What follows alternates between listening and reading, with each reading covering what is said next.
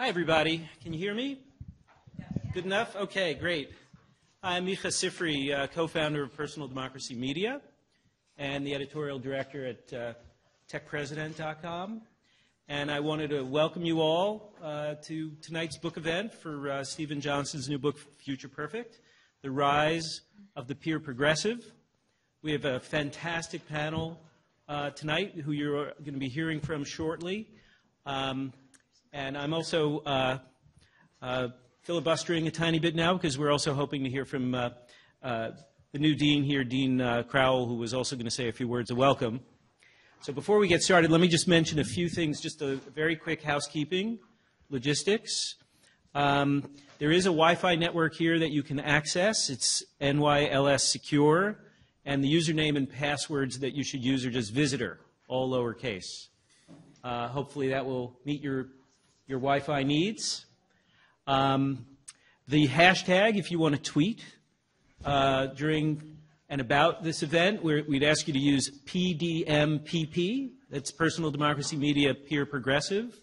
Nice and short, hopefully unique. I should mention that we are recording this event. It is not going out live, but we are recording it, and we will get it up on the Personal Democracy YouTube channel, hopefully as early as tomorrow. So you can let people know. They can find it at personaldemocracy.com. After we're done, which will hopefully be around 9 o'clock, Stephen will hang around for a bit to sell and sign books. So hopefully you've brought your checkbooks, credit cards, and cash. Will you take Bitcoin? And I just want to thank our partners in putting on this event, the Institute for Information Law and Policy and its director, Dan Hunter, their event staff, Harry Alphys and Kathy Wong, our old friend Darren Block, who is now working here at the law school. And with that, I'd like Dean Crowell, if you would just come and say a few words. Perfect timing. Thank you, Meek. I appreciate it. I'm Anthony Crowell. I'm the dean here at New York Law School, and I am so excited that you're all here for this important conversation on the peer progressive. I see one of my former colleagues from the mayor's office who twice in one day. Very good to see you. But it's really exciting. We here at New York Law School are so committed to innovation, and there's really no better place than right here for this kind of dialogue. We are extremely proud of our Center for Information Law and Policy, which has done so much groundbreaking work in this area. And I want to recognize my colleague, Professor Beth Noveck, who has been a champion and leader in the area. And certainly many of you may be aware of her peer-to-patent program, which provides community review for those with applications pending before the U.S. Patent Trademark Office. Just an extraordinary program, but very representative of the kind of innovative thinking and leadership that we at New York Law School are very, very excited to put out there into the world and to continue in terms of building our programs and opportunities for our students and our alumni and really shaping a community of thought leaders and innovators. And I am very excited about the program here tonight. I look forward to learning more about it. And with that, I will turn the program back over to Mika, and have a great one. Thank you. Thanks for that welcome. So first let me just introduce everybody who's going to be speaking, and then I'll say a very few brief words to sort of kick things off, and then hand it to Stephen and the rest of our panel. So first, I should just say, I was thinking as coming down here, we're here to celebrate the publication of Stephen Johnson's new book, Future Perfect. Stephen makes writing books look easy. It's sort of obscene. He's the author of the bestsellers Where Good Ideas Come From, The Invention of Air, The Ghost Map, Everything Bad is Good for You, which I should say my teenage son really liked a lot. Sorry about that. Yeah. Mind Wide Open, Emergence, Interface Culture. He did a startup called Outside In, and started a variety of other websites. Why don't they mention Feed on here? Okay. And Feed. Yep, we remember it. Extraordinarily accomplished writer. But even with all of that, I should say it's always exciting when someone brings another book into the world. And so it's great that you're all here to join in that moment. It is a special event. And this is his first book talk here in New York with the launch of the book. So we're really glad to have him with us. Then to his left, and just as distinguished an author and thinker, Tina Rosenberg, who co-authors the Fixes column at the New York Times, which is not about the fix being in, but about solutions, about journalism, about how we can solve real problems. She's also the author of Join the Club, How Peer Pressure Can Transform the World, and also the ebook, D for Deception. Next to her is Beth Noveck, who obviously at New York Law School probably doesn't need an introduction. But Beth, not just a law professor here, most recently served as deputy CTO at the White House, where she led their open government initiative and brought many of the ideas that she wrote about in her book, Wiki Government, How Technology Can Make Government Better, Democracy Stronger, and Citizens More Powerful. I like to kid Beth that her book came out just as she was going into the White House, and then at the White House she got to write the next chapter. So very much looking forward to hear from her. Stephen got to write the next chapter. Maybe Stephen got to write the next chapter.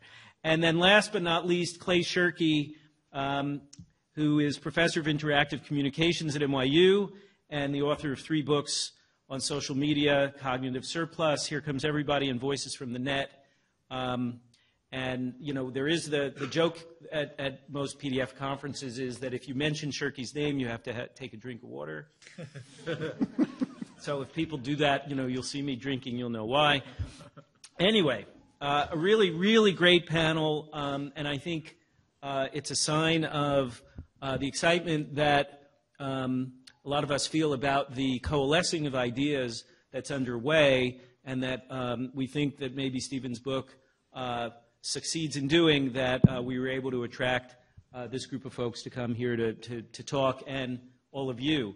The plan for the evening is we're going to start out. I'm going to let Stephen kind of give us an overview of the ideas in the book, and then we'll turn to each of our panelists to offer their comments, and that should take us about halfway through, roughly about 45 minutes or so, and that should leave plenty of time for all of you to ask questions. We have mics on either side of the room. I think we also will have a roving mic if you're stuck in the middle somewhere, and we'll try and get a lot of audience feedback and conversation going.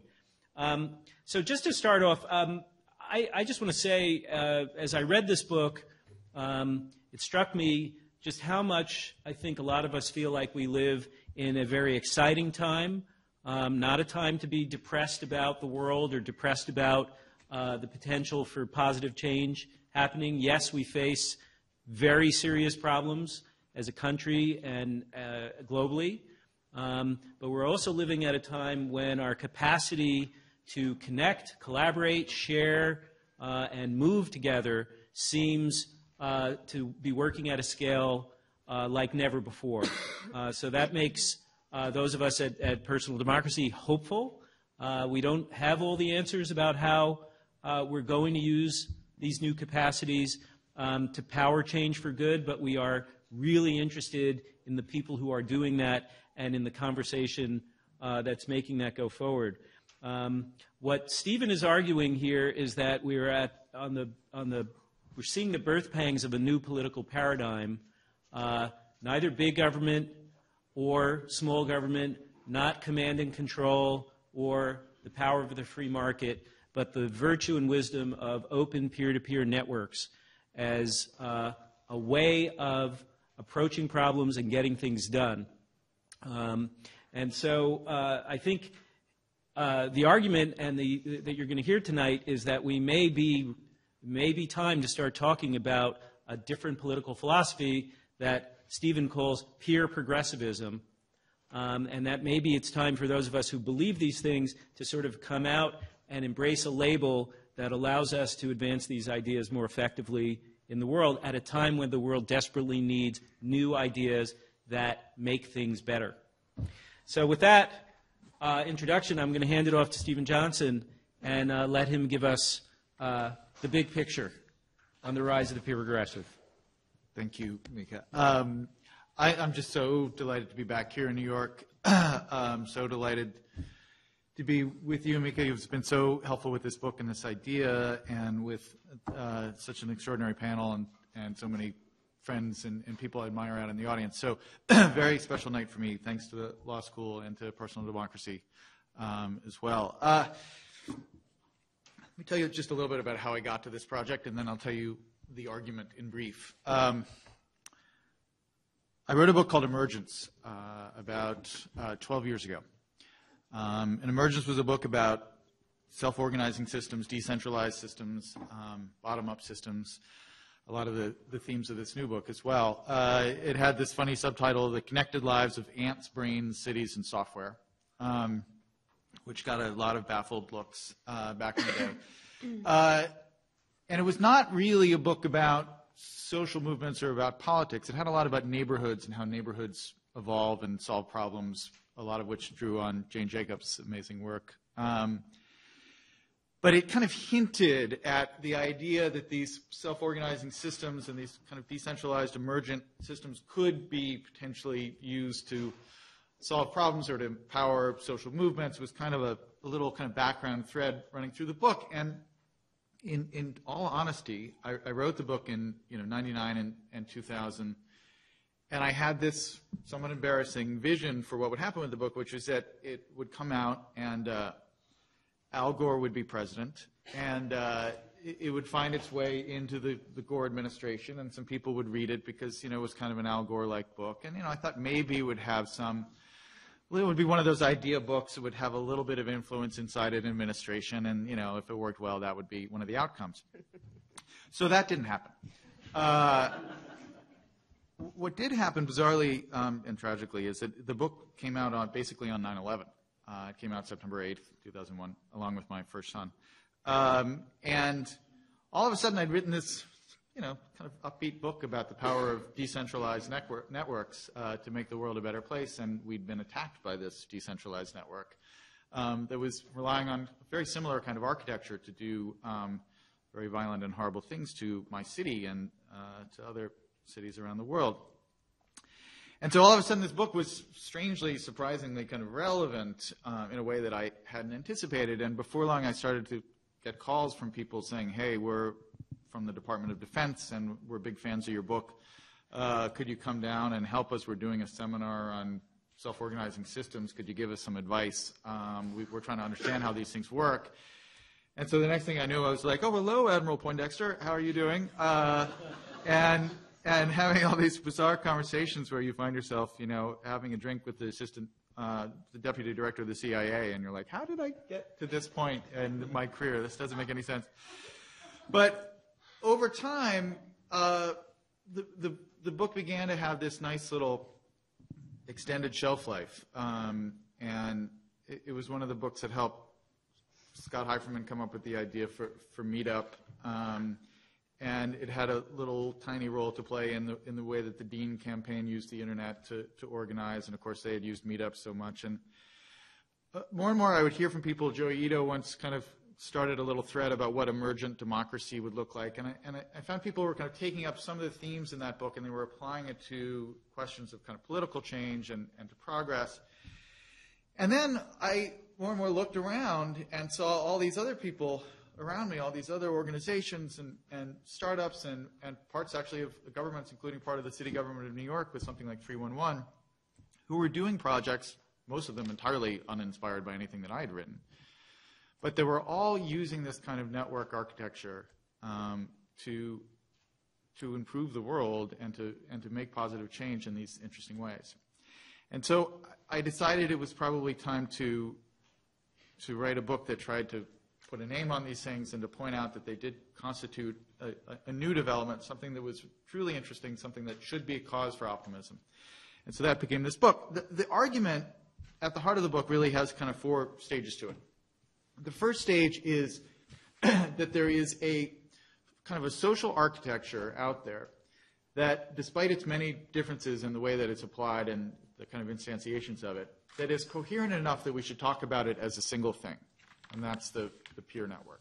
So we all pretty much agree as a society that the governments, while they're all different in all their different kind of variations, they're coherent enough that we should have a category of government that we can allude to, and corporations are the same way, and the marketplace are the same way. So we have this shorthand vocabulary that we can kind of point to saying, I like to have more government in my life, or I like to have a little bit more private sector, I like to let the market solve problems, even though the specific cases of all those things are all unique in their kind of specific instances. What I think we now are kind of forced to do, because it's become an inevitable, unavoidable part of our lives, is recognize that there is another institution that is powerful and adaptable and innovative and capable of great feats of problem solving that's already at work out there. And that is the kind of decentralized, open, collaborative network, the commons-based peer production, as Yochai Benkler would refer to it. Maybe an organized thing without an organization, as Clay might call it, that is at work and actually changing the world already. And the easiest way to talk about this is to look at the technology around us, right? When we think about who created the internet, who created the web, who created all the open source software that powers so much of our technology today, who created Wikipedia. Yes, the government played a crucial role in funding the kind of early stage research of the internet, but almost all of the real organizational kind of forms that were central to the internet and certainly to the web and certainly to all forms of open source software have been peer network in structure. These large distributed decentralized groups without traditional ownership relationships, without traditional patent relationships, without traditional kind of private property, coming together to share ideas, building on top of other ideas, and collaborating in this kind of open network way. I now live in Northern California.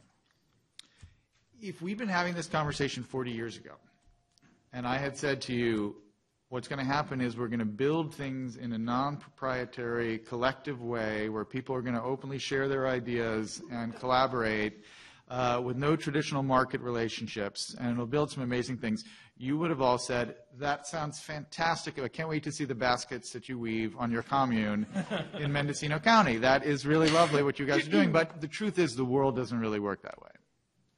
Right? You need more rigid institutions. You need corporate structures, or you need government structures to get things done that actually are of significant scale enough to change society. So here we are 40 years later, and you can't make that argument anymore. Right? That is the single most important thing, I think, about the success of the internet and the web and of things like Wikipedia, is that we can now point to them. It's not that the tools themselves are necessarily utopian or necessarily a panacea that will solve all of our problems. The way that I think a lot of us think about the internet is not as this kind of all-purpose tool, but rather as a role model. We can now point to it and say, look, a decentralized peer network built these things that now states and markets are dependent on in all sorts of critical ways. What else could that kind of architecture be used to build? What other kinds of problems could we tackle? And that's the first step. So the peer network is a thing, it's real, it's important, and there is great evidence that it works, that we all depend on. The second step is that we can now take that kind of technology, that kind of approach, and solve different kinds of problems. And that, I think, to use another New York example, that's in a sense what Kickstarter is. Kickstarter is an attempt to use a peer network architecture to solve the problem of arts funding, right? That we believe as a society that people working on kind of creative work should be supported, even if they don't yet have the financial support that they would like to get from the private sector. We think as a society it's good to have those more experimental ideas in circulation. In the old days, you would either go to a big organization like the National Endowment for the Arts or the Duke Foundation or the MacArthur Foundation. But what the Kickstarter folks decided is the world is filled with lots of people who might want to contribute $5 or $10 or $50 to an interesting, worthy project, even if they don't have a direct commercial relationship to that ultimate product, even if they can't invest in the success of the product with a traditional return on their investment. But they might invest if there's an interesting kind of reward for participating, and if they have the kind of social prestige of being shown in public to be, contributing to somebody's project, or they might just like it. They might like the idea that they're supporting something good. And so Kickstarter built this much more diverse, decentralized network of potential funders for artists, and now we all know the story. They're on track to raise more money for artists than the entire budget of the National Endowment for the Arts. And they're like 3 years old, right? So again, this is one of those ideas where 5 years ago we would have looked at it and said, that sounds lovely. That'll be a fantastic, grad student experiment at ITP. It'll never really work in practice. You'll never get to scale with that much, but miraculously it works. The next step of it is actually to propose that these things don't necessarily even involve technology. It's not the technology that's crucial here. It's actually that social architecture of the peer network. And so here you can point to things like the participatory budgeting tradition that came out of Brazil 25, 30 years ago, where you have these neighborhood communities, well before the internet had become popularized, well before the web had become popularized, well before smartphones, where neighbors were gathering together and in these kind of peer networks of neighbors deciding what the priorities should be for that year's budget in their community and deciding, okay, listen, actually we want to spend this money on sewers, this much money on a school, this much money on attaching the electrical grid to here. And then every year, portions of the budget, portions of official kind of taxpayer dollars would be allocated based on the kind of ranked needs that were created by neighbors in that community. And what they found and what towns and cities all around the world have found, since many people, over 10% of the urban budgets in Europe are now kind of partially divvied up using participatory budgeting. What they find is two things happen. One, waste and corruption are immediately kind of cut back because people can actually see the projects that they asked for. So they're like, listen, we asked for that sewer extension. Where is it? It wasn't some project initiated in some remote corner of a bureaucracy somewhere. And so the projects are kind of much more accountable. And then people get this positive feedback loop of getting engaged. They participate in something, they ask for something, it gets built, and there is this sense, oh, wait, we can improve our communities by showing up for these referenda, showing up for these conversations. And so they come back for more. And it's that kind of mechanism of creating environments, whether they're using low-tech conversations with people face-to-face in a room or Kickstarter-like platforms, and there are a million sprouting all over the world in terms of local communities, proposing, identifying problems, and proposing new solutions to those problems. And I think probably where we're first seeing the kind of peer progressive movement kind of take hold, I think, is on that local level. That's the place where people can really get it and really understand how it works. 311 is a fantastic example here that, in effect, the beauty of the 311 system is that the city said, listen, the city is filled with people who would like to help us solve this problem of organizing and making sense of all the diverse needs and problems facing a city of 8 million people.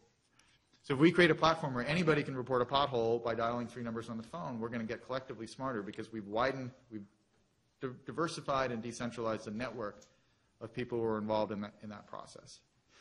So I look at all these kinds of examples, and it seems to me that there's something very interesting going on and something very exciting and inspiring. But it is a little bit hard to figure out where it fits on the political spectrum. I mean, I think that a lot of the folks who are interested in these kinds of projects do take seriously the kind of libertarian critique, the critique that comes from Hayek of, that decentralized systems will often, in many cases, outperform centrally planned systems because there is that information bottleneck that comes from the complexity of the world. If you've got 10 planners in the kind of headquarters in an incredibly complex outside world, the 10 planners are never going to be able to understand everything that's going on, and so they end up kind of making mistakes or simplifying the world so that it will fit their plan. Whereas a decentralized marketplace enables everyone to focus on their little part of the whole system without having to understand the totality.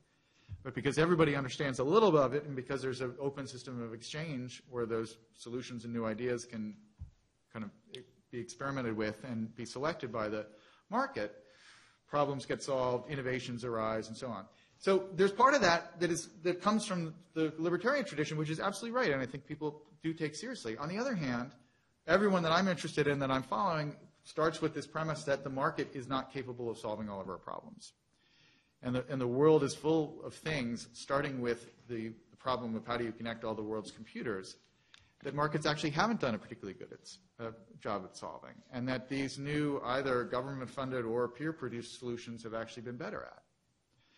So what I think is starting to happen here is that there is the beginning of something new that takes from both sides, but is not some squishy centrist position as well. And in a way, I think the best example of this is actually something that I feel like was not remarked on enough about the SOPA-PIPA debates and kind of backlash earlier this year, when you had this kind of major attempt for both the state and private corporations to try to rein in this internet, this unruly bottom-up decentralized thing, and enforce some more top-down control over it. And it's worth pointing out here, this was a staggeringly bipartisan initiative. And we'd hear about, the gridlock Congress, nobody can get anything done, everybody disagrees about everything. Well, the one thing they did seem to agree on was the idea that internet needed more control, right? And so what was so striking about it was when it failed after the Wikipedia blackouts and all of that, you could see the traditional media, on CNN and MSC and everywhere else trying to score it along party terms. They were like, this big piece of legislation just failed almost overnight, so who won? Was it a defeat for the Republicans or a defeat for the Democrats? And they were kind of like, we don't really know. It seems to be a defeat for both of them. And I think that was one of the clearest kind of moments to me where you could look at it and say, all right, the reason why you couldn't score it is because neither party had a vested interest in the power and the promise of these big decentralized networks. Both of them failed to understand the power of it, and the world is actually increasingly filled with people who do believe that the internet is one of the better things that's come along in a long time, and that the architecture of the internet is one of the key things about it and worth preserving. And so there was this strange kind of silent nerd majority that that emerged around that at that moment, where you could see actually here were people who believed not necessarily in the left or the right, but in open, right? And in the power of those kind of peer structures. And we were able at that particular point to kind of tear something down and dismantle something or keep something bad from happening. But I think, and this book is an attempt to be kind of a catalog of this, I think we're also simultaneously building things right and left. And so I hope in its little way, emergence took me to all these places that I didn't expect to go, like drinks with the deputy director of the CIA. This book is really about, in a funny way, something that hasn't happened yet, or is just starting to happen. And so my hope is, in its little way, that it will encourage others to go out and build things that I haven't thought about or that I haven't imagined, that I haven't even been kind of part of my worldview yet. But that's to the extent that it's planned, that's all I have. Thank you. Great. Thank you.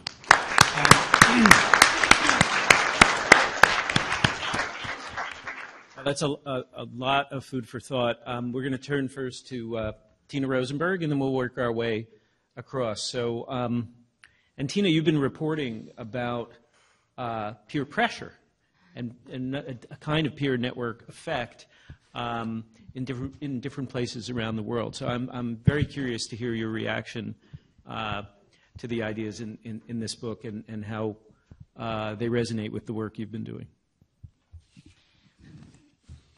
Thank you. It's a real honor to be here.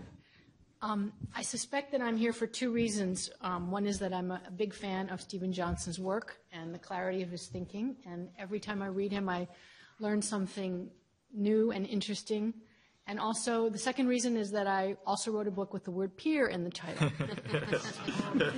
And I'm now going to attempt to link the two together, which is a bit artificial, but let me start out by saying that, Stephen, you were even righter than you thought you were.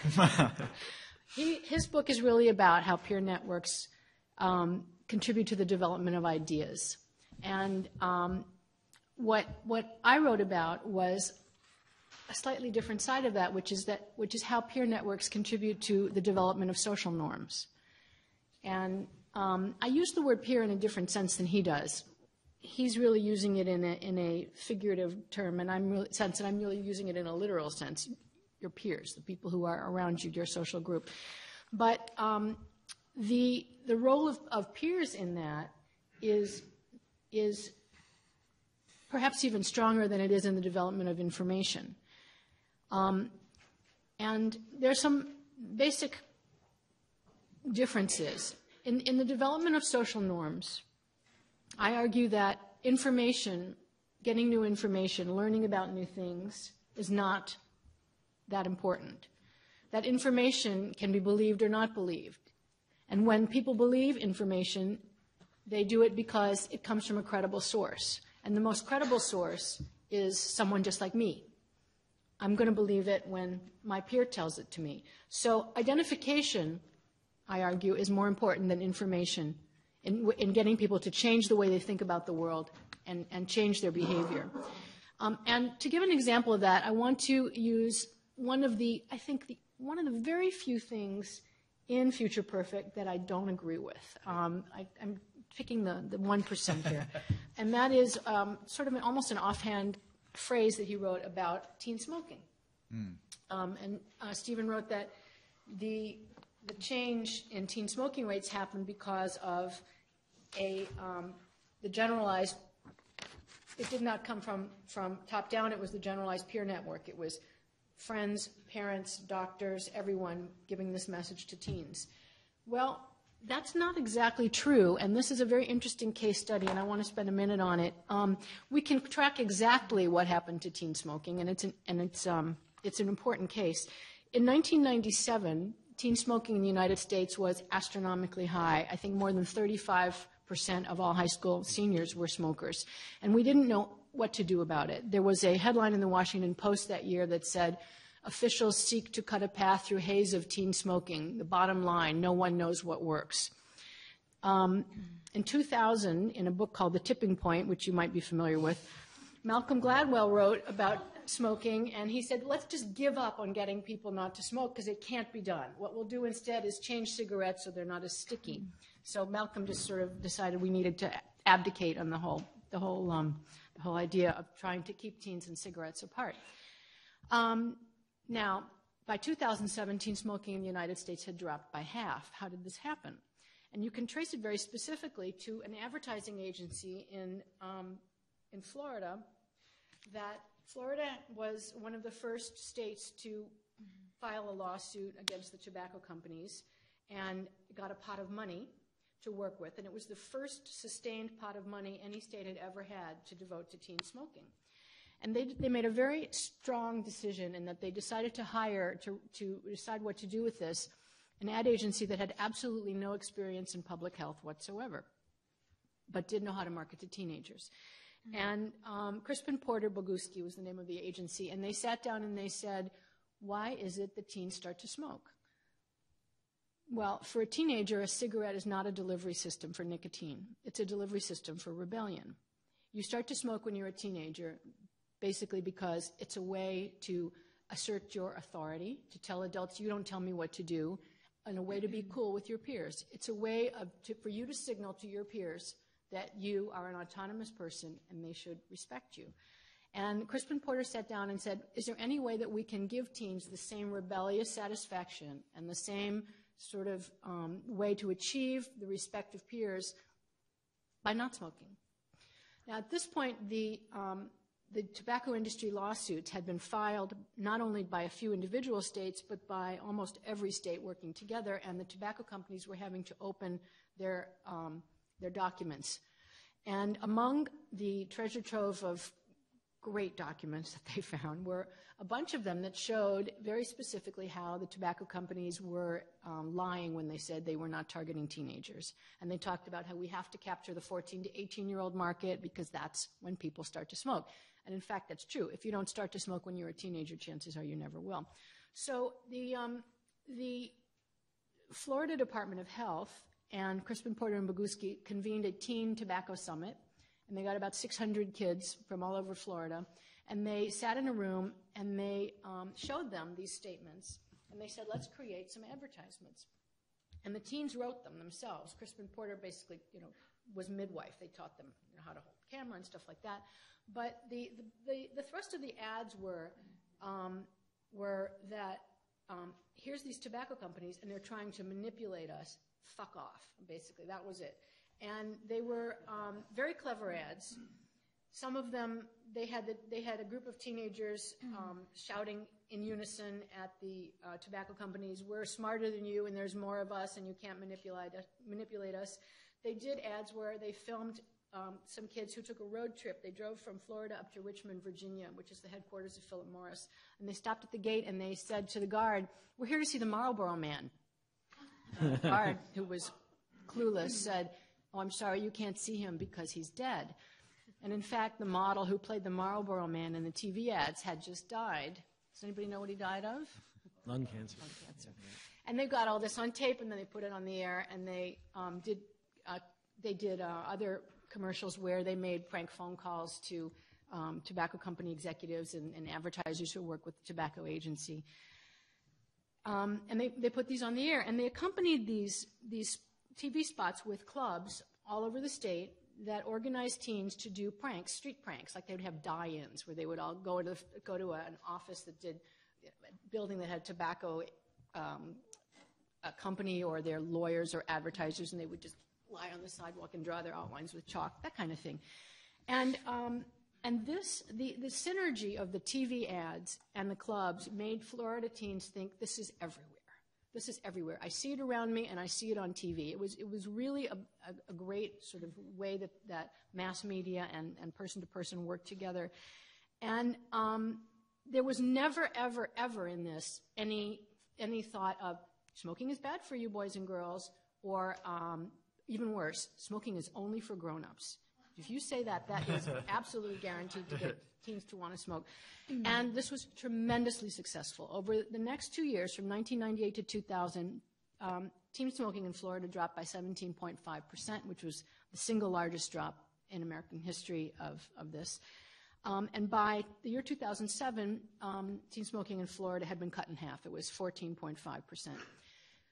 In 2000, the campaign went national. The American Legacy was the name of the group. They took the money from the tobacco settlement. They hired Crispin, Porter, and Boguski. They hired the people in Florida who ran it, and they did the exact same thing Florida did, but on a national scale. And it was equally successful just about everywhere. And today we have a teen smoking rate that is just about half what it was in 1997. Now, the interesting thing about this was in fact, a government program. But teens didn't know it.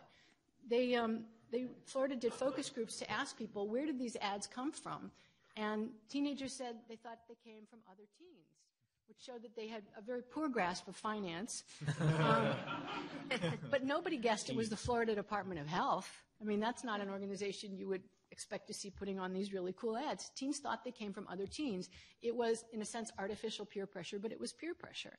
And that is what worked. And that's the only thing that has worked on a large scale to put a dent in teen smoking. I'd like to briefly also address one of the points, the sort of the hot points in Stephen's book, which is about the Facebook revolutions. And I think Clay's written a lot about this also.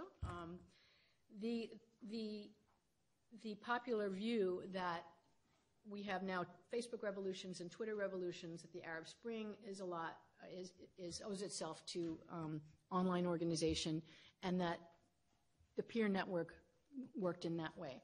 I would strongly disagree with that, and here's why. The April 6th youth movement in Egypt, which was probably the principal organizer of the Tahrir Square demonstration, was named for a general strike that took place, unsurprisingly, on April 6th, 2008. And it was organized on Facebook, and they had about 70,000 members, and it was a complete failure. It was disorganized. They were unsure of their tactics. Once they were offline and in the streets, they were very quickly repressed, and it was a disaster. So because they had this great organization online, but revolutions don't take place online. Revolutions take place in the street, and they did not know what to do with this once they were in the street.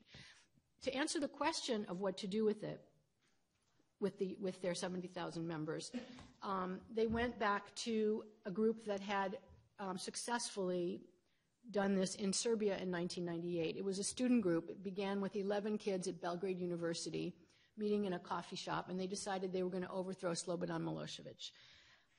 And 2 years later, they had become at least 70,000 people. They had actually stopped counting because they were registering people faster than they could count them.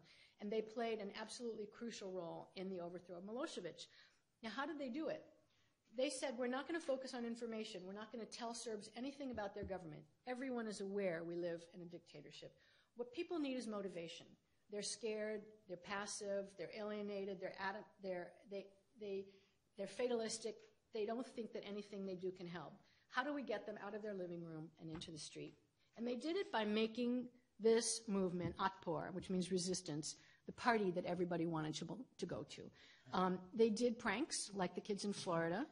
Their guiding saint was, every political party in Serbia has a saint. Theirs was a TV show that they had all grown up watching called Monty Python's Flying Circus. That was the ethos of the movement. And they had the great advantage of using danger. Danger was tremendously motivating because you'd go and do your protest and you'd get arrested, and the next day you'd go back to class and you would be a rock star. Every girl would want your phone number. So boys started to compete to get arrested. I met a young man in Novi Sad, which is a city outside Belgrade, who'd been arrested 17 times. He was in a competition with another young man. And this grew the movement. And then these people decided that they would start a consulting firm, sort of, and they'd go around the world now teaching their tactics to other people. And among the people they taught were the April 6th movement. And a lot of what you saw in Tahrir Square was learned from the Serbs. So what Facebook did for them was it provided an efficient way to communicate with their members. It provided a way, and this is probably its most important contribution, it showed people they were a large force. They didn't have to feel alone. They knew we were a lot of people. But what made Tahrir Square successful was what the Serbs had done. People went to Tahrir Square because their friends were going. That was the place you had to be. If you were in Cairo, I guarantee you, everybody you know would be going, and you would be going too. And that's what did it. If you are asking people to do something dangerous, you need to have their friends with them. This is really important. Militaries have known this since time immemorial, unit cohesion. Soldiers will come out of the safety of their foxhole and run into enemy fire because their buddies are there. They're doing it for their buddies. And that is why people will do things like get themselves arrested or go into these unknown and potentially dangerous situations. I don't think it's online. If you don't have these things, plus certain other things you need to do a successful movement like this, like careful strategy, meticulous planning, strict nonviolence, and unity, then Facebook and Twitter and the internet, it's not going to help you. Thank you. Okay, hold that thought. Our next speaker, Beth Noveck, is going to, I think, bring to us the perspective of having seen the beast from within and tried to change it and applied many of these ideas. And I guess I'm curious to hear from Beth how much you think there's room here to kind of bring the power of peer networks to reforming how government works, reinventing how people and government work together. Beth? Thank you. A lot of people have asked me how I got into this business, this open government, we government, peer progressive business, as we're now going to call it. And back in college, I wrote a thesis about sexuality and politics in 1920s Austria.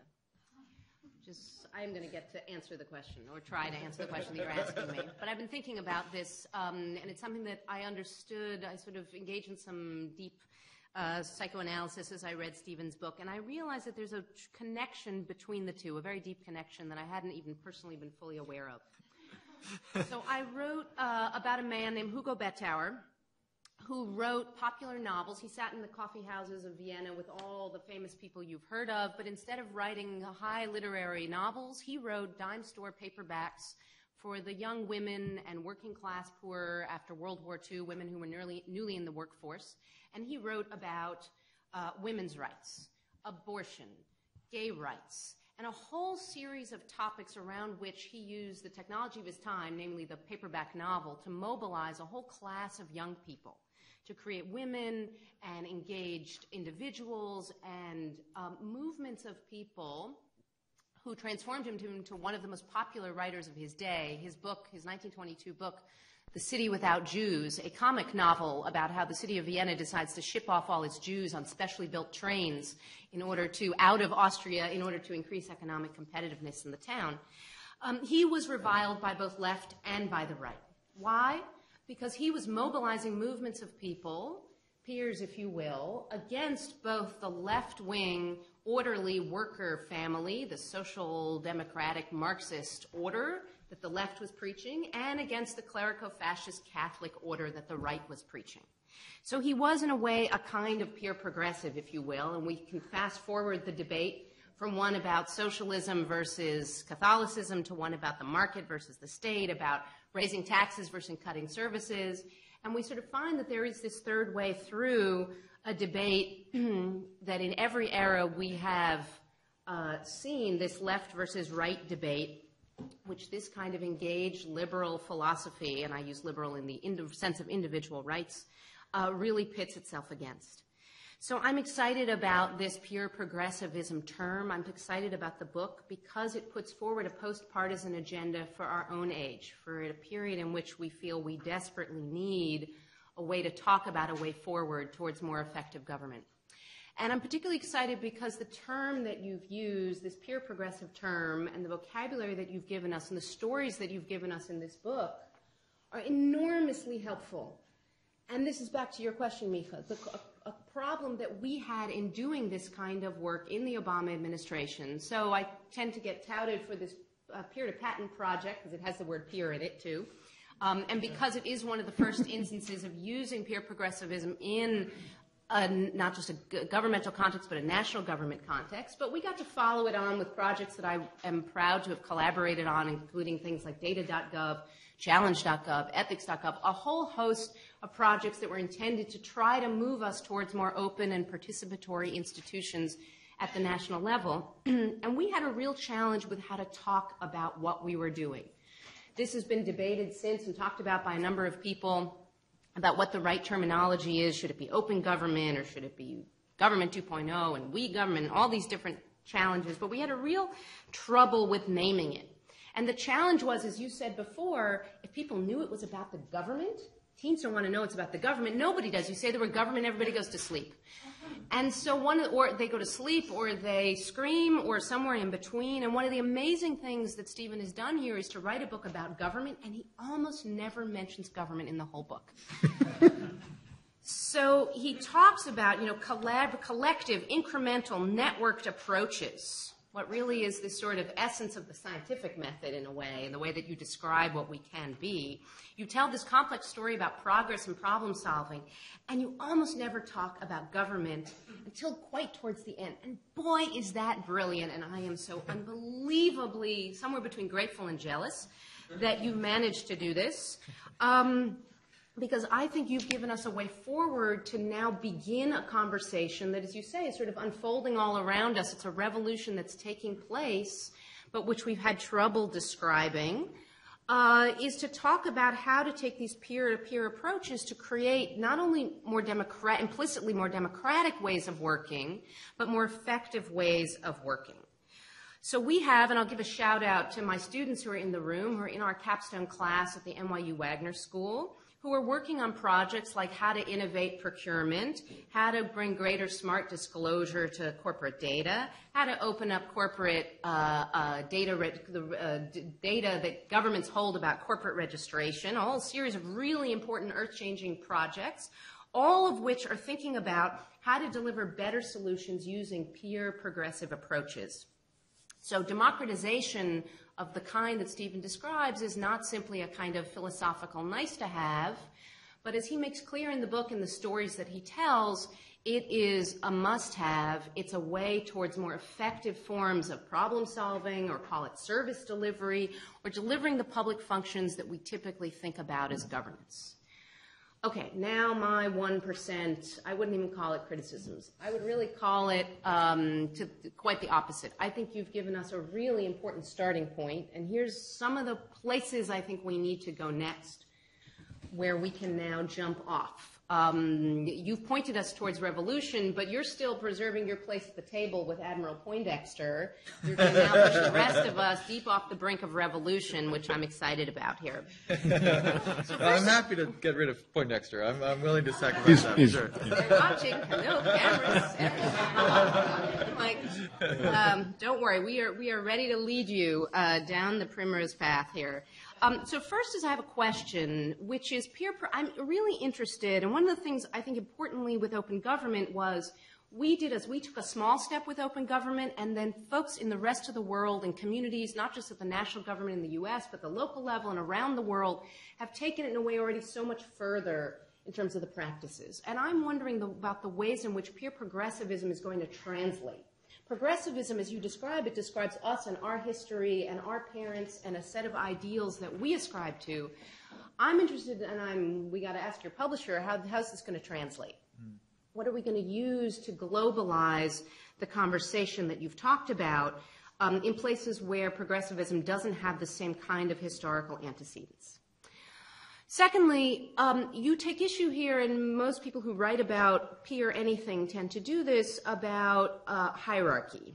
And I think we have to be careful about the difference between centralization and decentralization and hierarchy and de-hierarchicalization. Tweet that. Uses up 140 characters. Just that word. Something about Mary Poppins comes to mind, but I will leave it there. We need hierarchies to organize peer production. We need ways to organize decentralized networks. So I think that it's not about, what we're thinking about here is not really getting rid of hierarchies. We want to decentralize centralized institutions and decision-making and authority in the way we wield power. But there is a lot that we need to look at more closely in the way that we do distributed, for example, response to crisis of the kind that Ushahidi does, that involves a great deal of organization. And we could talk about Linus Torvalds and the sort of references in the open source movement, but I think that as we start to get into the weeds, it turns out that a lot of structures, social and natural and otherwise, depend on structure and organization, and maybe hierarchy. I know we all hate hierarchy because of the power relationships that it implies, but I think that we tend, therefore, to elide over the conversation about structure and organization that we have to have. The devil is really in the details. And we can talk about Kickstarter not replacing the NEA, but complementing the NEA, or becoming the NEA, or turning the NEA into Kickstarter, but you're just beginning a conversation that is a really, really hard one we have to have, which is what does it mean to build peer networks into public institutions and into public functions. So it's great to say, and I agree, that we don't want to get rid of the NEA and replace it with a network or replace it simply with a market, but what do institutions look like 10 years from now, 20 years from now? That means that we have to get a lot more serious about understanding what works and when. You have a wonderful section in the book about challenges and prizes. They work to solve some things, like the Longitude Prize, and I won't give away all the great stories in the book because I don't have enough time, and everybody has to go and read and buy this book twice over. But challenges don't solve everything, and there's work being done on the economics of challenges and prizes to really try to understand when people are willing to step up in response to a free T-shirt and when they're not. And what are the different mechanisms we can use to solve challenges, and to solve problems. And one of the things I worry about when we talk about networks or even peer networks, you mean another thing by it, but there are a lot of people who what they mean by it is the automated use of networks to aggregate individual preferences without people's knowledge. So the data crumbs and data trails that we leave, our browsing habits, which then get built into a Google Maps, for example, to make it smarter and better, or the data that we're going to give off that's going to lead to better, what some people think about as urban informatics, as a way that we can do sensing, matching up more and more and more data about what we do that will allow us to solve problems in new ways. But I think there's a real difference between the sort of passive networks, data aggregation across networks, and the more volitional kinds of problem solving that really you're talking about. I think both of them are important and they serve different functions, and I just want to point out this fact that there are different ways that there are different things we mean by peer and different things we mean by networks, and that will solve problems in different ways. And let me close by saying, let me close because I can't read what I've written here, mainly. So, something, oh yeah, okay. Something, and something. Really, I have no idea what that says. Okay, so that's in the interest, good for Clay that I can't read this. So I think where this leads us to is to two places. One of which is the use of peer networks to create much smarter institutions, to crowdsource more information in the kinds of citizen science and remote sensing projects that we're going to use in order to make our institutions smarter. And then there's the new kinds of institutions, the kind of participatory budgeting that you talk about, where we start to collaborate on spending money, on making decisions, and on wielding power. The hard part is going to be getting from here to there. Incumbent business models don't resist change easily, as we saw with SOPA and PIPA. And this business model, namely that of democracy and government, is backed up by law and things like constitutions and, things etched in tablets of stone that don't lend themselves well to changing. So in a way, it's very appropriate that we're having this conversation in a law school of all places. Because what we're talking about here is not simply upsetting incumbent business models in the record industry or the publishing industry or other social or cultural institutions, but really trying to change the institutions that are the very heart and root of our communities. So I want to thank you for doing us a great service, for setting us down the path and pushing us off the brink, perhaps, and pushing us towards doing what I hope is the very hard work now of building and designing and experimenting and trying, because I think we're only going to know what works not only by theorizing about it and talking about it, but by doing it. Great.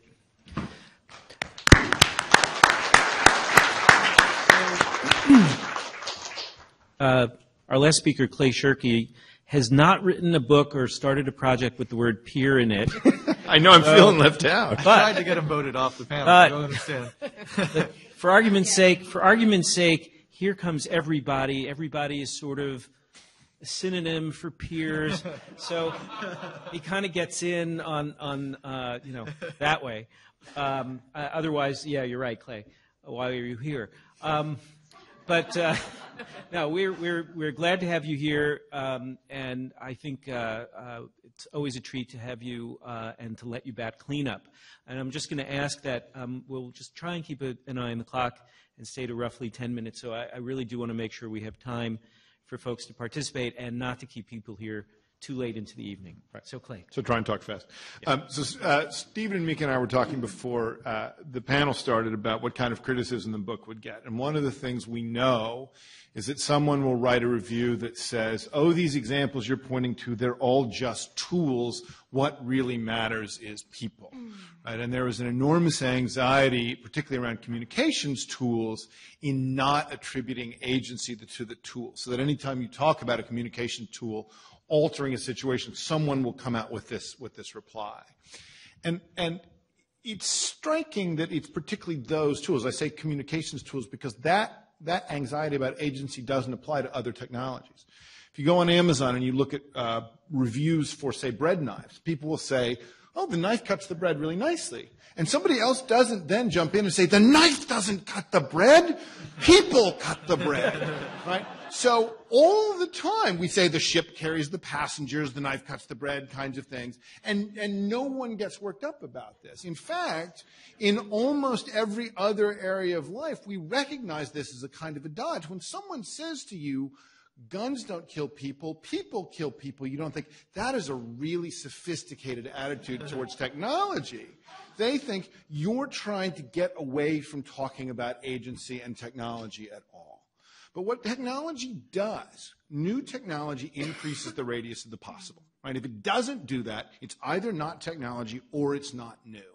And so then you have this question of when you get this increase of radius, what happens? And one of the things I think Tina mentioned earlier about social norms is, I think, one of the really important parts of that story. Because once the radius of the possible increases, people have to explore it, and then they have to tell other people, oh, look, I've figured out this way to do these things. So as we know, having lived through the last 20 years of the web, there have been endless unfavorable comparisons between the endless dreck now made possible, right? The web allows us to see finally and truly what other people think. And this has just been a huge, huge disappointment. And they said, but look here, we have the sacred printing press and all of the value that created, and over here we have all of this drag. But if you look at the early history of the printing press, right, it did not take long. It did not take long after the use of the printing press became a commercial business for people to start publishing erotic novels. That was one of the early inventions thanks to the printing press, because if you've got a machine that can print lots and lots of copies, you're going to ask yourself, what can I make that people would buy, given that Europe now has enough Bibles? And it didn't take long. Yeah, and that was one of the side effects of the abundance of the printing press. But it didn't take long with the Venetian printing industry up and running for someone to say, hey, you know what I bet people would pay for? It took another 150 years to even think of the scientific journal, right? So there's this gap, and this gets at what Tina was saying about the social norms. The scientific journal, and actually I should also gesture to Stephen here, whose book, The Invention of Air, covers this group, The Invisible College. The scientific journal brought about, and now I get to use the word, Mika, peer review, right? That in fact, this wasn't that the place where the alchemists turned into chemists wasn't that it was new people. The alchemist just became, the last alchemist became the first chemist. And it wasn't new tools or techniques, it was new social norms.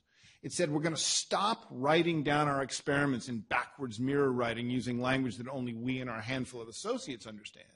And we're going to publish it so that anybody can see what we do.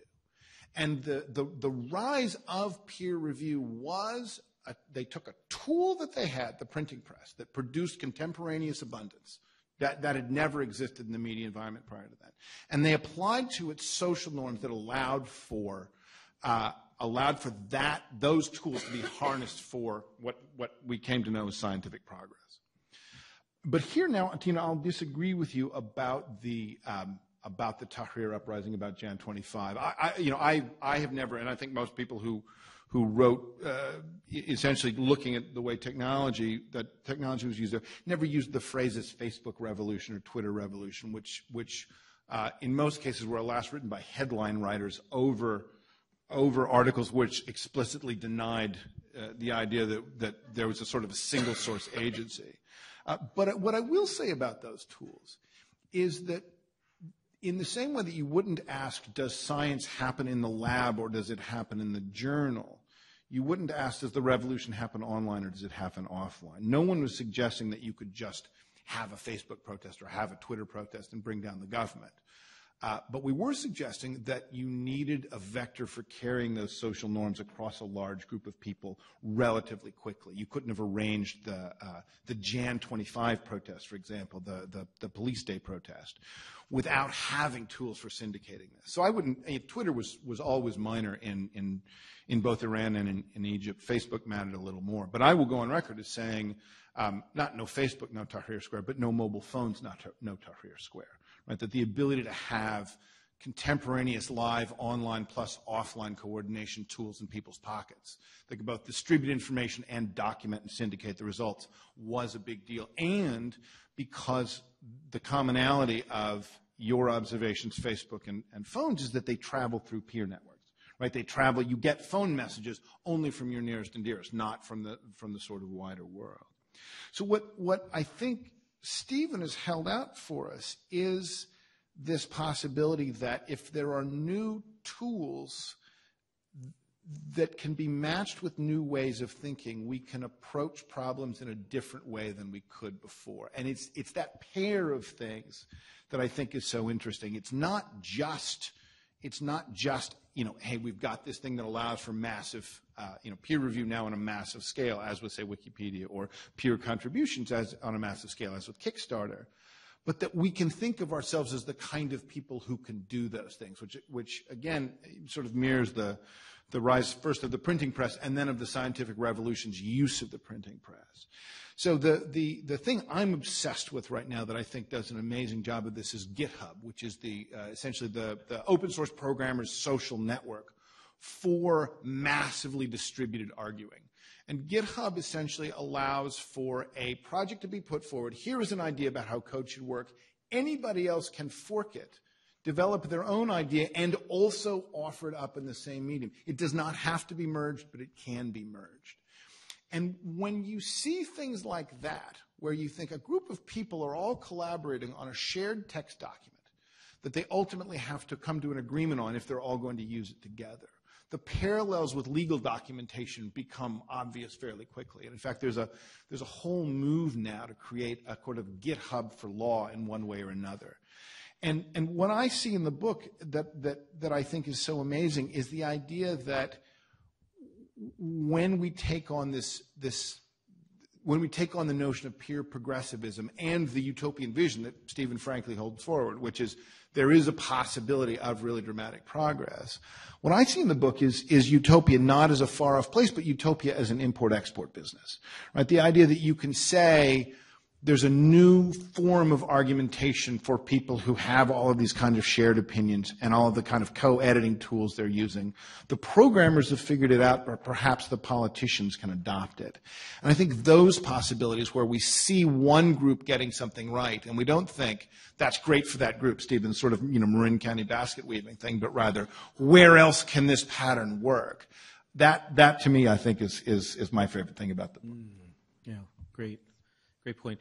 Stephen, do you want to pick up on any of the comments? I'm just looking back over my notes, Tina's point about peer pressure, Beth's suggestion that you've actually written a book about government, or her question about how all of this translates beyond the U.S., and Clay's, just build on Clay's thoughts about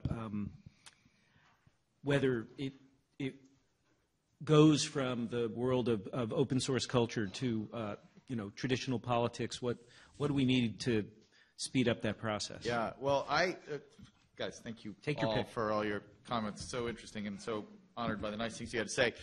I'm going to restrict my comments entirely to sexual politics, post-war Austria. Not a lot to say about that. That's okay. So no, I mean, I don't want to take up all of our time, but just a couple of points about Austrian sexual politics. The first is, I think Tina makes an excellent point. She has this wonderful thing in her book where she talks about peer pressure, and she talks about how people only talk about peer pressure as a negative thing. It's just this force that is like, oh, if there's peer pressure involved, it must be a bad thing, right? And the idea that it is just this abstract force that can be harnessed for good in some level, as the example that she gave and the teen smoking stuff is wonderful. And I think part of that is, while it is true we were talking about different kinds of peers, I think that's one of the reasons why I think the immediate utopian future that's right around the corner for us is that local or that hyper-local level. Because there you have the ability of peer network architectures in the way that I'm talking about it, combining with peers of people who actually do know each other in a face-to-face way. And, forming these little groups that maybe are in that, kind of Dunbar number size of 100 or 200 people where it's a knowable community, to use the old Raymond Williams slogan, where you have those, face-to-face psychological kind of human peer pressures with the kind of collaborative decision-making structures that I'm talking about. If you can put those things together, then you've got some really interesting things that are happening. To Beth's point about hierarchy, it's a very important and subtle one. I mean, some of you have heard this. One of my favorite stories that's in the book is a story about 311 here and the maple syrup smells that happened in New York for many years. There would be these, you would smell it down here, a whole neighborhood would smell like maple syrup. And it would go on for like an hour, and everybody would freak out, and like, what was going on? Is the city under attack? It's like the Aunt Jemima wing of Al-Qaeda that is somehow attacking. And so 311 was around, so people would call 311, and they would say, hey, it smells like breakfast in Chelsea. What's going on? And so the city, you know, kind of told the 311 operators, it's fine, we've tested the air, it's nothing, we don't know what the hell it is, but it's okay. And it went on for, you know, years and years and years. And finally, they realized they'd been assembling all this data from all these callers, and they realized they knew the dates and the locations of the calls. And so they were like, these are clues. And so they looked at the aggregate weather data for each of the days, and they figured out if you looked at all this data together, it created this very clear vector on each of the days, pointing back to this single spot in New Jersey. The smells were coming from New Jersey. They were good smells, so nothing against New Jersey. And they drove over the bridge, and it turned out there was a artificial taste and scent, you know, manufacturer there that every now and then would process fenugreek seed, which is used in cheap maple syrup knockoffs, right? So they solved this little mystery. Now, not a chemical attack. It was not a, thank God, it was not a life or death matter. But the beautiful thing about this is that when they were designing the 311 service, when they were coming up with the spec for this software, nobody said, you know, it should be very good at detecting syrupy smells and locating their origins, right? This was not part of the plan for this. But because 311 creates a much denser, more diverse, decentralized network of people reporting potential problems, it was able to brilliantly solve this thing that no one had anticipated at all. So it was very innovative in the way that it was capable of solving problems, which is not something we normally talk about local governments being good at, right? Innovating in unanticipated needs is not something that's high up on people's descriptions of local governments.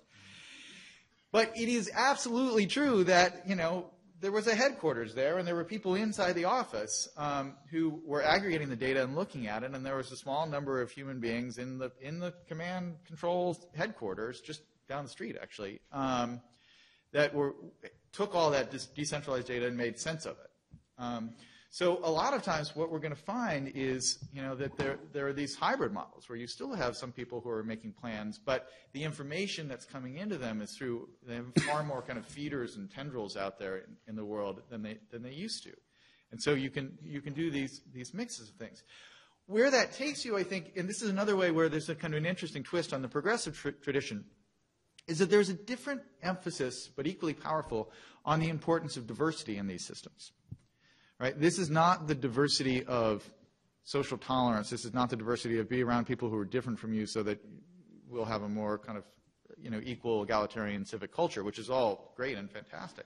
But it's a different point, which is that if we create systems where there's a more diverse pool of kind of information from different walks of life, different cultural backgrounds, different professional backgrounds, which is a big part of that diversity, in the long run, we will make better decisions. We will come up with more interesting ideas if we have more people out there who can dial 3 numbers on a phone and contribute their own kind of concern to the network or to the group at large. And so that creates a kind of a different model for diversity and a different kind of emphasis. And it also means, to Clay's point, that you have more people out there exploring. I mean, in my last book, I used this wonderful phrase from Stuart Kauffman, the adjacent possible, but the realm of possibility that Clay is talking about. If you have more people out there tinkering with these things, you have more inventions, more new kind of solutions to problems, or more just inventive pointing to problems that need to be solved. In the GitHub model, one of the things that is not nearly said enough about Wikipedia's success is that Wikipedia early on came up with this convention of creating stubs. Right, a stub in Wikipedia is an article that hasn't been written yet, but somebody has said someone should write an article about sexual politics in post-war Austria. There should be an article there about this in Wikipedia, right? And that becomes this little flag in the ground that then ideas and contributions start to kind of crystallize around. And it's a wonderful convention, and I feel like that's one of those places where there's a beautiful kind of import that we can do from the virtual world into the real world, where like we can just be walking around our communities and plant little stubs in places saying this needs to be better.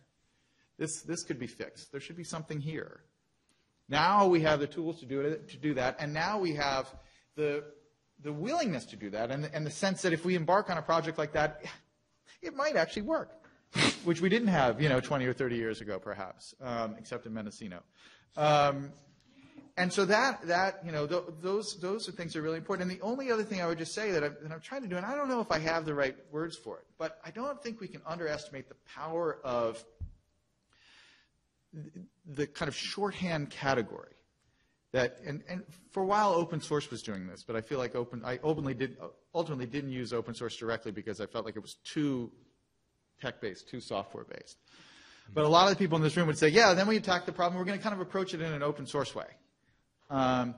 it's incredibly useful in society to be able to have those kind of conceptual building blocks so that you can say, this is the kind of thing that the government should solve, or this is the kind of thing that somebody should do a startup to solve this problem. And we don't have to sit there and say, this is what a startup is. A startup is a small group of individuals who get together. They are often for profit, and they're back, we can just say it and people get it. And so when you can create those kinds of, I don't mean them to be slogans, but just a way of compacting down a complex set of social relationships into a shorthand description that can then go out in the world and be activated in lots of different ways. There's a huge utility in that. So I think that the word peer is very powerful. Whether peer attached to progressive is the right thing, I'm open, to discussion about it. But that was my intention in trying to kind of write a book that was centered and was putting those words in circulation. Great. So we have about 15 minutes or so. I'm going to invite people in the audience, if you want to ask a question, to come down. There are mics at either side here. We also have one that we can sort of bring to you if somebody wants to raise their hand. Two quick comments. One, which I'm just sort of bringing from my partner in crime, Andrew Roche. Maybe you should have called the book Future Perfect. We focus grouped that, and it didn't go over. And I actually, a serious question, which is, and this gets to the translating to the international arena, how much do you think the Pirate Party, which if they spelled it Pirate, wouldn't go over very well either, but how much do you think the Pirate Party, as it's starting to manifest in parts of Europe, is in some ways a glimpse into the future of where ideas in Future Perfect might be taking us? I don't think I'm a good person to answer that, because I've been following what they have done with some of what we talk about in the book is kind of liquid democracy techniques, where you have kind of proxy representation in decision making, which is all pretty interesting. But the truth is, I don't know. I mean, do you think it's what do you think? Do you think it's first of all, I think it helps to have proportional representation. So smaller new parties can kind of get a foothold without necessarily having to govern, but then they have some of the responsibilities of being in office, and they have to sort of figure out how to take abstract ideas and get 5-10% of the vote for them. Whereas here, it's a lot harder to I don't know how we get these ideas into our political process when they're the kinds of obstacles that we have. So I think the Pirate Party is interesting in that way. I think the problem they have is ideologically, are they really also going to be really, really left-wing about things like free transportation or free education? Just because it's easy to share and make copies of certain kinds of information, can you extend that into all walks of life? And I think they're going to butt up against that, but it is sure fascinating to watch. I'm going to go to a question here. Just tell us your name and try to keep it short if you can. Yeah, Peter Himmler. I think it was like 5 years ago when Jeff Howe came out with his Wired article on crowdsourcing. And so I haven't read the book yet, but I'm reminded of that based on this discussion. And I think of a company like Procter & Gamble, which goes out and develops products through the crowd. But what you're talking about seems more organic, more like a groundswell. And so I was maybe you can sort of, describe a little bit, reconcile the two, sort of crowdsourcing and peer progressive. Yeah, there is this kind of interesting process, and it gets a little bit to Beth's point about hierarchies, where there are some cases where a small number of people went out and deliberately created a platform. I mean, that's what Kickstarter is on some level. It's a small number of people who consciously created a platform where, kind of this crowd, in that case, crowdfunding of projects would happen.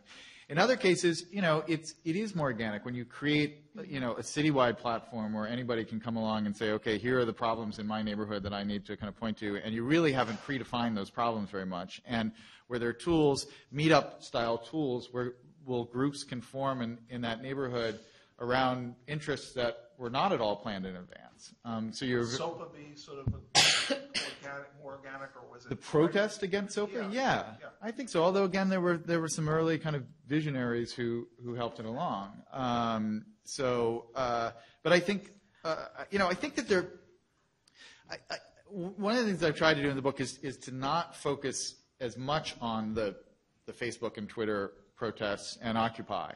in part because there's been this criticism, particularly of Occupy, that it didn't end up doing that much. It was this kind of self-organizing thing, but it didn't end up proposing a lot of useful solutions. And so I think it's important to point to something like Kickstarter and say, look, Kickstarter is not a platform for protesting the woeful state of arts funding, right? It's a platform for getting things funded, right?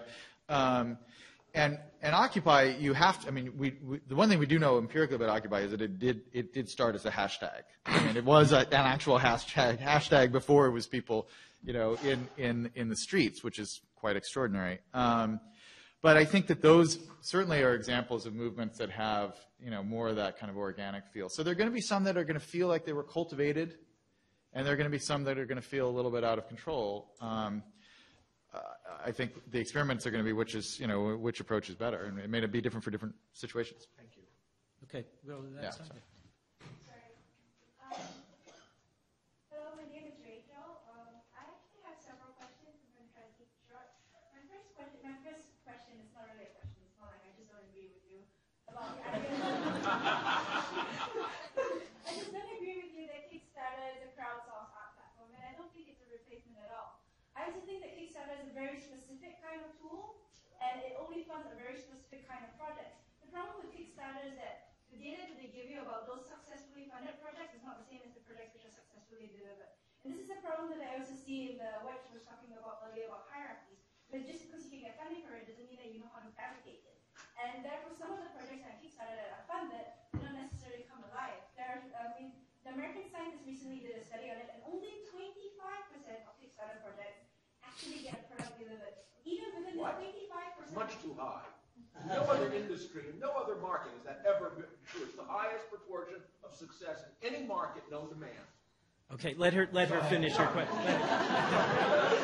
It's off by a factor of 10.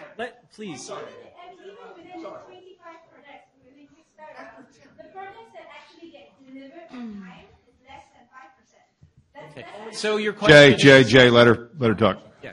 I would actually say that what Kickstarter is a kind of reality TV show called Ian Bogus. It's a kind of spectator sport, and we can see how the dynamics of it work. The hierarchies of it is it's true that it's crowdsourced, and in this case I agree with the whole peer pressure thing. It's crowdsourced, but even within the crowd, in any kind of internet hierarchy, there's no set standard or protocol. Organizations become top and then they move down when Fortran decides to dox them or whatever, and Kickstarter will go down. Or even if there are people who are towards Kickstarter, they might just run straight against it. So there's no kind of consensus on what peer collaboration is. I could be a peer collaborator on writing scripts against the New York Law School, and the next day the New York Law School goes down. Even if it is something towards open source, even if they were working towards people, which will benefit me. But what stops people from thinking, I'm just going to do it for fun. I'm going to break the system just because it's funny. There's no agreement between everybody who does peer-to-peer that peer-to-peer must be for good. What if I was just a teenager, like you said, there's a teenager in Illinois who saying that I'm going to kill President Obama, and they got caught by FBI, and they had no laws for that. Okay. This is a fantastic series of questions, and I think we'd all love to hear Steve or anybody else respond. So, well, look, they can't. There's no doubt that Kickstarter is not perfect, and they've been tweaking the service, as of the last 2 or 3 days. It is still an experimental form, and there is no doubt that you can take any of these institutions and exploit them for negative, nefarious purposes or self-interested purposes or wrong-headed purposes. But I think ultimately that the exact same thing is true of democracies, right? That this is the problem that people have with democracies is once you open the door to letting anybody vote, the world is filled with insane people who suddenly can vote.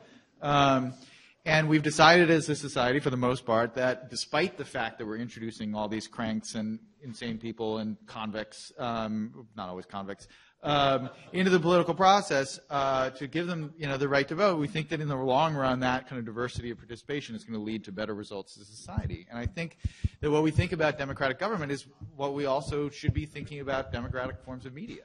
as well. And then it's noisier and it's messier and it's more prone to error, although it's also faster at correcting errors. But you just get spectator spot. I mean, like, it's just gladiator. So I'm going to ask if anyone else on the panel wants to quickly respond, and then we're going to move on to, okay, to the next question. Thank you. This is a great question. Hello. I noticed that particularly there seemed to be a theme that came up with several of the speakers, which was a kind of reticence to nail down particular terms for things. And this particularly seemed to come up in your summing up, Stephen, right at the end, when you were sort of slightly distance yourself from this particular term peer, and sort of justified that it was the word you'd chosen to use in this context, but you wanted to make sure there was space around it for kind of discussion, that we all knew it was just a word we were settling on for now, to describe this thing. And that seems to be quite common, but it's also quite unusual. That's not how you would have launched a book 10 years ago. You kind of nail your colours to it rather harder. Is that tendency, do you think, a product of the networks and systems that you're describing? Is it part of their kind of the necessary unfinished nature of the conversations we're having about these emergent systems? And also, is it therefore a problem of how we insert those ideas into existing governmental structures, and what can we do about that? Good question. I guess what I was trying to say was I felt quite good about the word peer and more open to discussion about progressive, as in the phrase peer progressive, because I think the word peer is a very valuable one because it plays on a number of different levels, some of which connect to Tina's definitions, but also to software and to just common parlance. But what I worry about is the danger of getting into too much detailed discussion of what the strict definition is and whether this thing constitutes peer production or whether this thing is actually really more state and thus shouldn't be in the canon of peer production, or whether we should have a pure definition that is only true, for these 77 examples of it, because that is not we don't have that requirement when we talk about the market. We don't have that requirement when we talk about the state. We don't have that requirement when we talk about the corporation. And it helps the people who believe in those institutions work faster because they don't get into these kind of internal battles over what the proper definition is. And so what I was asking for is, in a sense, some tolerance or flexibility in the definition so that we don't spend all our time trying to figure out exactly what it should look like in terms of the strict definition of the term and what belongs in that category, so that we can go out and take a rougher definition and throw it at things and see what sticks. Great. To Stub. I don't want to have to answer all these questions, so you guys should answer them too. It's your book. So, somebody be smart people on this panel. Sure. Hello, everyone. Thank you for coming out tonight to talk to us. My name is Ian Weatherseed. I've got a question, I guess, slightly related to the concept of open source and doing good, but from the other side of things about distributed or decentralized networks where people are looking to exploit them. I didn't hear much about that about that tonight. I guess the closest we came to was touching on trust and reputation dynamics. I mean, obviously, within a virtualized environment, there's a question of recognition of exploitation or the possibility thereof, and to go and, put someone in the corner with a dunce hat. But given, say, the gray hat or white hat hacker community and the fact being that security, as I'm guessing we would all agree, is really just theater, that if something can be exploited, it will be, given enough time, especially outside of the boundaries of physical reality when we talk about the virtual world. A little bit airy-fairy. But anyways, given this, do you think that punitive systems are valid in a peer-to-peer arena? And if so, how would they look outside of trust and reputation dynamics? Given ultimately you want the network to thrive, you want it to get stronger. Yeah, I mean, I have some thoughts, but I feel like Clay is a better person to answer that. Well, I'm sure so let me make a parallel with previous systems. This isn't a new problem for this system. So if you ask, how many dollars do you want people to be defrauded out of in 2013 in the United States, right? The easiest answer to give is zero. Until you understand what a world in which no one is defrauded of $0 looks like. That is a world in which no one trusts anyone. So weirdly, we want to live in an environment where what Fukuyama calls spontaneous sociability exists at a high enough level that con artists can, as a positive externality, positive from their point of view as an externality of that system, take advantage of it. So certainly punitive dynamics have a place in these systems. If you look at any large-scale community, there is almost always in extremis some way to kick someone's, at the very least, their user handle off the system. And that act of discipline, even though you can come back with another handle, actually works surprisingly well. What I think your question is going is, do we want so much punitive control that we can see off the negative side effects? And as with fraud, I think the answer has to be no, because we actually want a system where people trust each other enough. When you say anything that can be exploited will be exploited, that's true for classes of things, but that's not true for individual elements. In fact, most of the time, most of us can trust almost everybody else we're dealing with. And so although you can have systems in which fraud is too easy, you can also have systems in which fraud or other of these kinds of externalities are too hard. And I think the question of balance really has to do with what is the upside of a relatively loose and fluid system of trust versus what is the downside in the case of an exploit. You're going to get different answers for the power grid and for upvotes and downvotes on Reddit, and there is no master punitive switch which says we definitely want to be able to control all these behaviors, or we definitely want to let it be as wide open as possible. Well, great. In the interest of time, I want to get to the last two people, last two questions, and then we'll sew things up. So go ahead. I am Aaron Zersky. Should be on.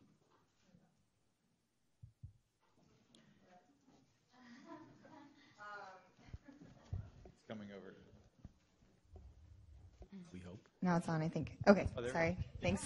My name's Erin Wazerski. I actually had a question more related to what Beth had talked about in terms of sort of the merging of these peer networks with sort of institutions and government. And I was actually just more hoping that you would expand upon that a little bit. And I think that, I think if you look at sort of the Obama election in 2008, where you've got, which that campaign was entirely built upon peer networks, if you kind of look at it. A lot of young people, sort of a lot of face-to-face networks built in communities across the country. And then you kind of look at sort of the transition over to government and the governance part of that, and you reached an impasse in a way, and sort of, the inherent sort of disappointment and all of that, because you had to sort of shift that paradigm from peer network to institutions relatively unsuccessfully. And so I guess I was just wondering if you could expand upon that a little bit. Yeah, let's take the second one, and then we'll let everyone wrap up. So go ahead. Yeah. Mm-hmm.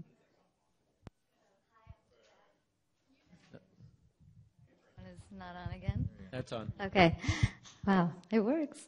And I have, it's more of a request than a question. Free word. Off again, but...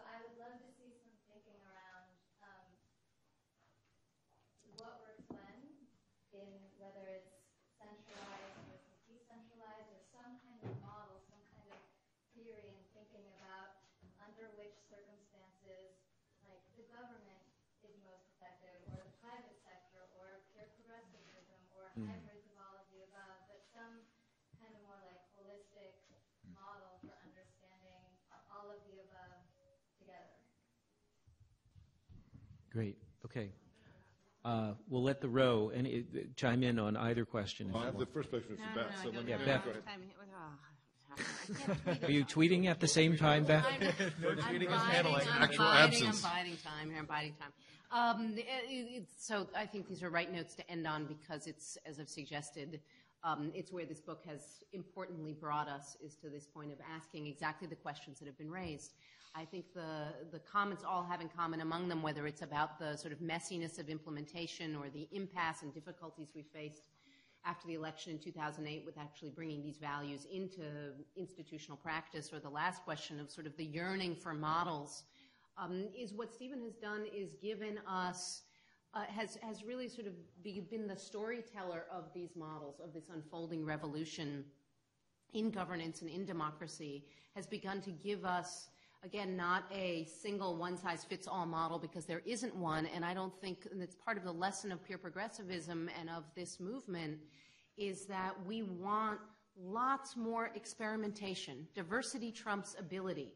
We want lots of different ways of working and solving problems that don't fit a single paradigm or a single model. They have things in common in which you'll see as the thread running through all the stories that he tells in the book. But the whole point of this is that we need to move away from a legalistic, bureaucratic culture that premises uniformity as the central democratic value above all else. It has led us to a place in which we have lost the excitement and the enthusiasm and the passion that we find in peer networks and that we're missing in our democracy today, because we don't have adequate opportunity to experiment, to engage in trial and error, to try new things, to see what works. So we're going to have to get comfortable with a period of transition now in which we do a lot of experimenting, not a place that we're used to being in the world in which we think about tradition and legal practice and democracy and all these hallowed terms. But I want to remind people that the institutions of governance that we have today, though they harken back to ideals of ancient times, are really relatively new. We have representative democratic institutions that date to the 18th century. We have bureaucratic institutions that date to the 19th and 20th century.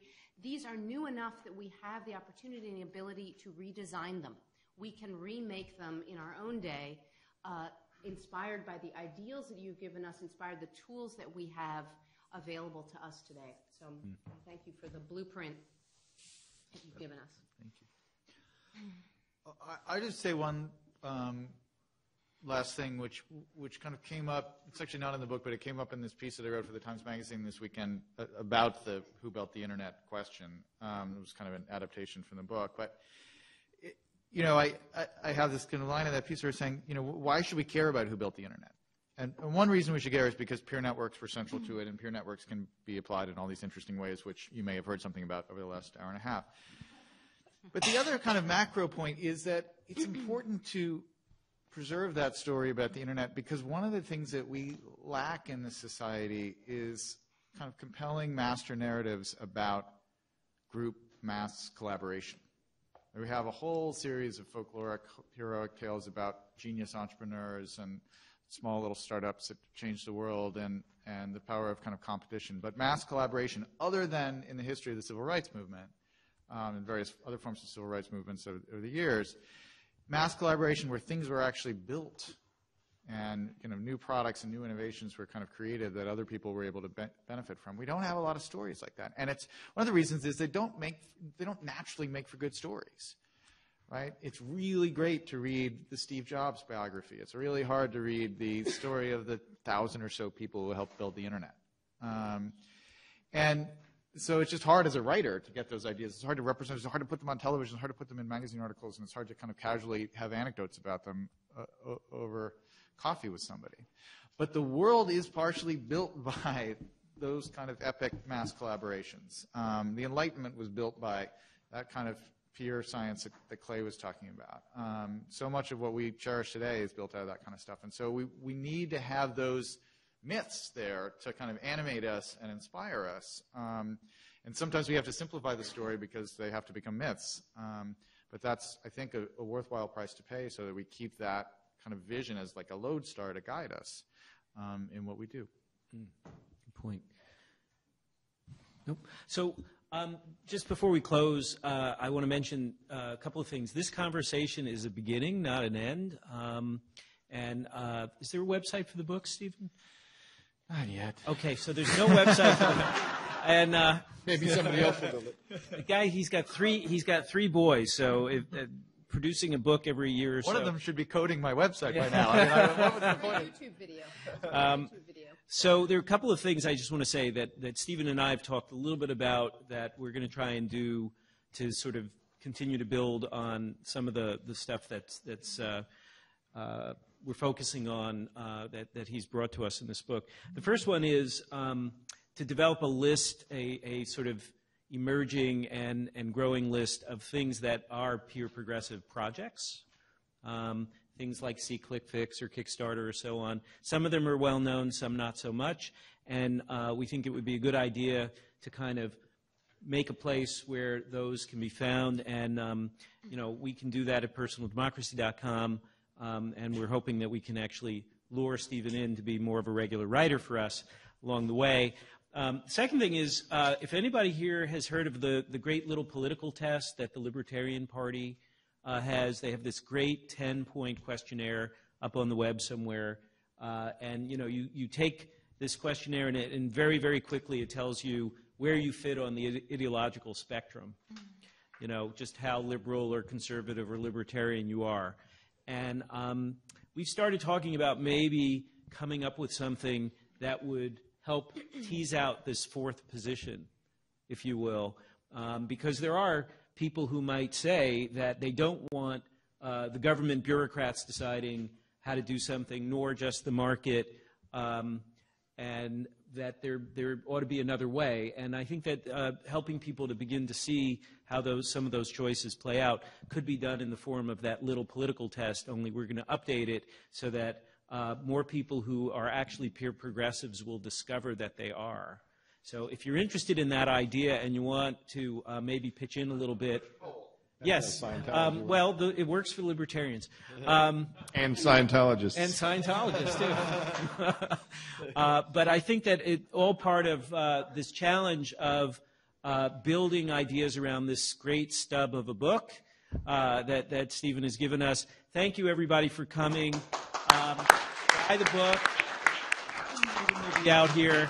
Thanks again to New York Law School and the Institute for Information Law and Policy. We appreciate it. We'll see you all online.